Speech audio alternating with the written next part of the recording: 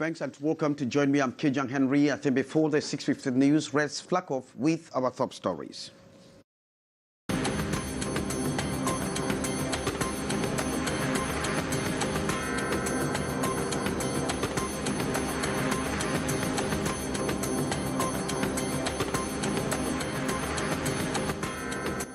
An old man commits suicide by hanging. The resident of Ngaoundéré, who was living in solitude, is reported to have killed himself after his wife and children died 3 years ago. And indomitable lions of Cameroon have again received a cold bath from the brave warriors of Namibia, losing 1-2. The Lions have further complicated the chances of qualifying for Côte d'Ivoire 2023. Cameroonians already demanding the dismissal of head coach Song Bahana. Top stories.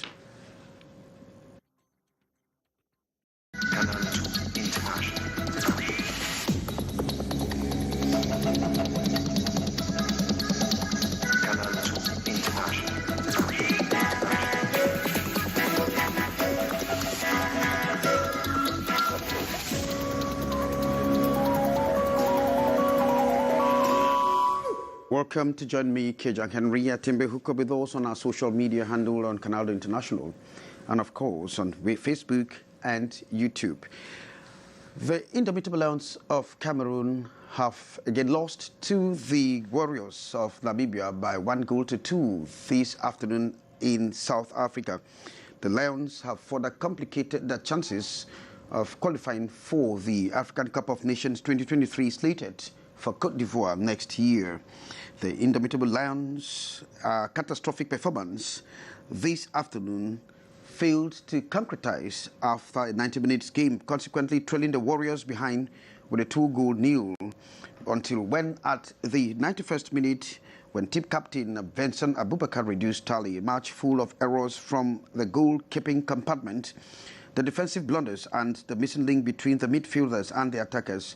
With this result, Namibia is now on top of Group C with 5 points, while Cameroon moves down to the second position with 4 points.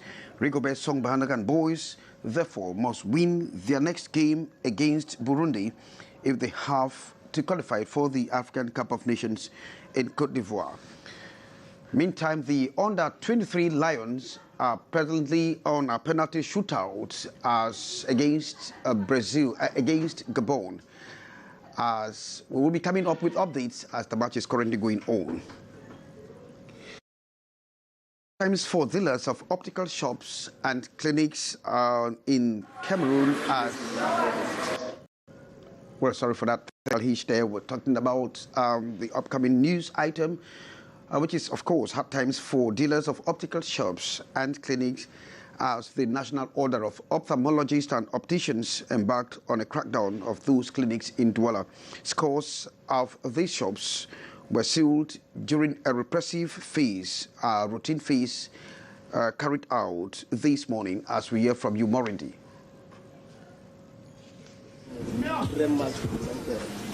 End of the road for these persons who for years have been passing as ophthalmologists and opticians in Douala. The phase the wrath of the National Order of Opticians and Ophthalmologists who have embarked on a repressive phase. The crackdown began in Marché Congo, extending to Ancien Troisième and Douche Municipal. More than 10 optical clinics were shut down during the routine inspection for operating illegally. The crackdown led to fury. I'm a simple businessman. I do sell normal frame sunshade. You can see for yourself. I'm not doing optics. They don't control here. They don't do anything like selling of lenses here. According to the national president, accompanied by experts from the Ministry of Public Health, the repressive phase comes on the heels of decade-long campaign to weed out charlatans from a sector which deals with human life. Only at Marché Congo, we have a lot of them operating illegally. The rest of the 48 are scattered in other parts of Douala, on 248 operating in Douala, which is dangerous. Many people who buy from them run the risk of seeing their eyes damaged by those who do not have the recommended training as opticians. The eye has 4 specialists. Here at Marché Congo, you have one person doing all 4 specialty. He is an ophthalmologist, optician, and others. At the end of the day, the population is exposed to a lot of danger. Someone's eye operated under disturbing conditions. It's a problem. This is not the first time optical clinics are being shut down in Douala. The resurface immediately the order turns their back. A joint meeting to be presided over by the littoral governor has been slated for next week to continue with the crackdown.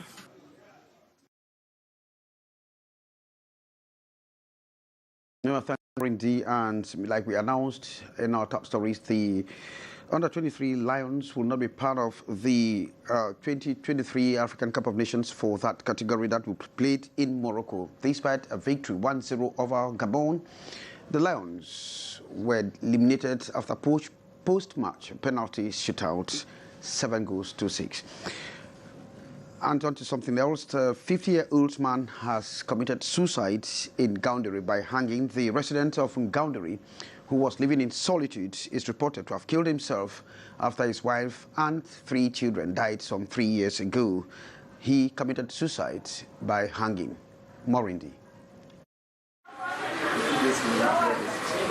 He was famous in his neighborhood before he lived a solitary life after the death of his wife 3 years ago.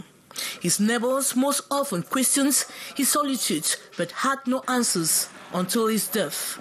Umaru Bakari committed suicide by hanging. He used a mosquito net which he tied on a nail on the wall of his house to end his life. His neighbors are not surprised by his death, disclosing he was suffering from depression. Umaru was discovered dead in his room. He was suffering from depression, sure that caused him to commit suicide. The doctors equally confirmed that as a possible cause. Other residents of the neighborhood are still questioning whether the mosquito net which hung on the wall actually killed him. We observed that it's only the mosquito net hanging on the wall that killed him. It is not enough, so only the state council can decide to hand the corpse to the family or keep the corpse in the mortuary to pay for investigations. Reports hold that the victim was a widower and fathered a child. Meantime, investigations have been opened. Very unfortunate there. Thanks, Morindi. And in line with the fight against epidemics, experts of the Pasteur network of laboratories across 13 African countries are in conclave in Yaoundé. And of course, this initiative is part of the Centre Pasteur to make sure they mitigate the post-COVID diagnosis. Beatrice Ngamo report from Yaoundé. During the time when COVID-19 pandemic was the order, these Pasteur network epidemiological experts, like laboratory officials from some 13 African countries, acquired lots of techniques that they feel needs to be channeled to associate epidemiological surveillance. We are focusing principally towards the surveillance of severe acute respiratory infections, which a goal is to understand the circulation dynamics of COVID-19 strains in Africa. This in order to enlarge the project on the understanding and characteristics of the totality of respiratory illnesses circulating in this area of the world. The idea is to watch over the circulation of these diseases in a bid to find means to effectively and rapidly fight to fully eliminate the spread of the pathogens. It is all about being on the alert always to detect and handle new situations early enough. Diagnostic plan will permit to know the pathogens circulating and the alert goes rapidly and so the response against the illness. Sponsored by the French Development Agency and organized by Centre Pasteur of Cameroon, the Yaoundé 3-day consultation will help reinforce diagnosis capacities of African countries, from COVID-19 to other emerging illnesses. Central African State BIAC has again projected a 6.4% inflation rate in 2023. This announcement has dampened the hopes of Cameroonians and other countries living other countries of the sub-region as they are under a very serious economic slump. Ambo Gladys Dibansi's experts have more. 6.4% is the inflation rate for the CEMAC sub-region in 2023, an increase of 1% as compared to 5.6% in 2022. The forecast by the central bank, which doubles the CEMAC tolerance threshold, will be provoked by the recent fuel price increase, and with consumers suffocating with persistent increase in commodities, how they intend to cope with the situation in 2023 remains preoccupying. Today, inflation is high everywhere. The population are facing with serious problems. The government has done certain effort last time by increasing the salaries, but I think it's not enough. They should also add some facilities in taxes and custom in order to help people to face that inflation. According to the central bank, the inflation rate keeps persisting in spite of a third tightening of access to bank loans intended to fight against inflation. No matter the rate they are proposing, everybody is actually accepting those higher rates of credit, and I think it's not a new situation. But some school of thought say it is not new, emphasizing other measures are expected to help the population cope with the situation. They should work on food principally and also on transport, because those are the main things that really affect population when there is inflation. Difficult days ahead for CEMAC economies, according to experts who believe the BEAC predictions are still giving hope to consumers. And protecting the ecosystems is eventually one of the objectives of the American Chamber of Commerce Cameroon. These have the details of what the AmCham members were doing to save the climate.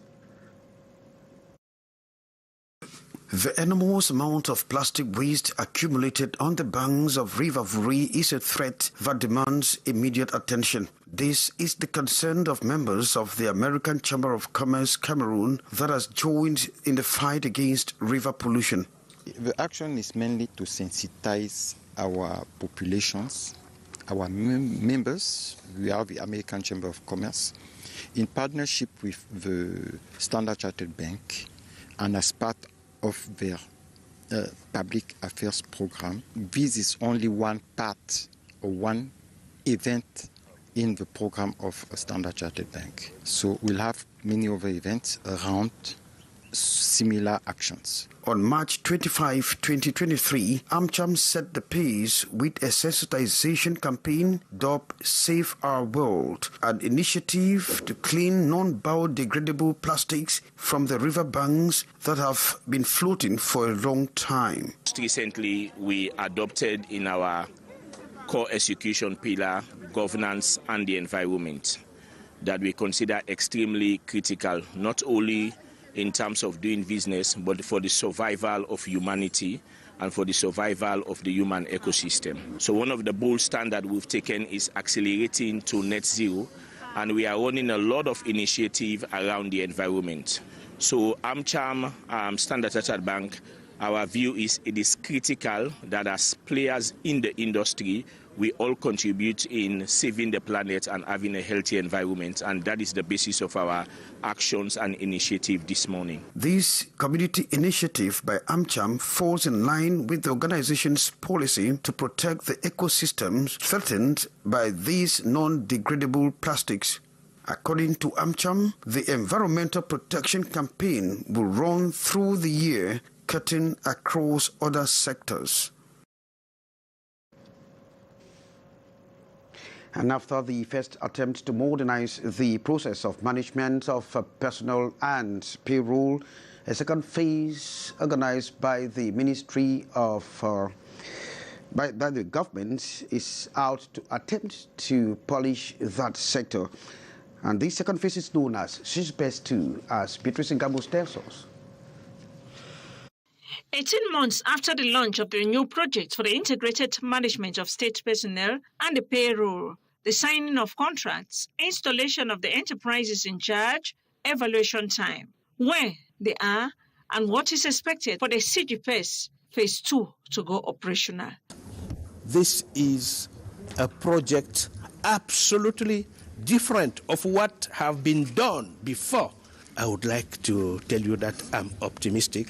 In few weeks or few months, we will have concrete results. The new software, known in its French acronym CDPS, is to ensure proper management of the target. It is also a control mechanism to monitor the effective presence of state personnel at their place of service. Because it's important to know that Mr. Lay, for example, has been on his post of duty today or not. Then we can see why he didn't come and why not punish him. All of us must be present. We must work to enable the state to attain its objectives. The focus of the 6th Joint Interministerial Committee in charge of assisting service providers, monitoring and supervising the implementation of the new computerized system for the integrated management of state personnel and payroll in Yaoundé. And thanks very much. That report here by Beatrice Ngamo draws the curtain for this edition of the 6:50 News with me, Kejang Henry Atimbe. News produced by Sherifa Saleh and Collins Wonchuang. And of course, Lee Page will be coming up today, but then the big story was the elimination of the under-23 Lions. They will not be part of the expedition in Morocco. Meantime, the indomitable Lions further compromised their chances of qualifying for the African Cup of Nations 2023 to be played in Côte d'Ivoire in 2024. They lost to the Warriors of Namibia, 1 goal to 2. From all of us, it's goodbye from me.